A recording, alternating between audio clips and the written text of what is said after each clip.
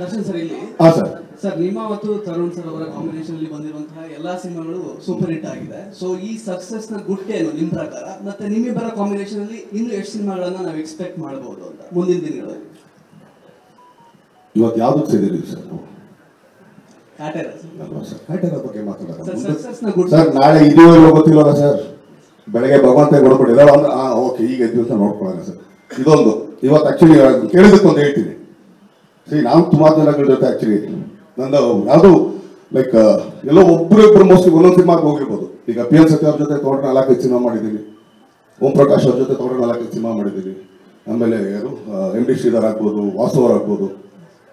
ಇವತ್ತು ಆಕ್ಚುಲಿ ಒಬ್ರು ಯಾರೋ ಬಂದಿದ್ರು, ಅವ್ರು ಎಷ್ಟು ಚೆನ್ನಾಗಿ ಹೇಳಿದ್ರು ಅಂದ್ರೆ ಇಲ್ಲ ಬಿಡೋಣ ಆಕ್ಚುಲಿ ತರುಣ್ಗೂ ನಿಂಗೂ ಇದಿಲ್ಲ ಅಂತ. ಯಾಕಂದ್ರೆ ತರುಣ್ಗೆ ನಂಗೆ ಯಾವ ತರ ಬಟ್ಟೆ ಹೊಲಿಬೇಕು ಅಂತ ಗೊತ್ತು. ಯಾವ ಕಡೆ ಉದ್ದ ಹೊಲಿಬೇಕು, ಯಾವ ಕಡೆ ಸಣ್ಣ ಹೊಲಿಬೇಕು, ಎಲ್ಲಿ ಆಕ್ಚುಲಿ ನಂದು ಅಗಲ ಇದೆ, ಸಣ್ಣ ಇದೆ, ಈ ಟೈಲರ್ ಮೇಡ್ ಅಂತ ಹೇಳ್ತಾರಲ್ಲ, ಸೊ ಅದನ್ನ ಚೆನ್ನಾಗಿ ತಿಳ್ಕೊಳ್ಳೋರು ಅಂತ. ಸೊ ಅವರು ಅದು ದೊಡ್ಡ ಗುಣ ಸರ್. ಅಷ್ಟೇ.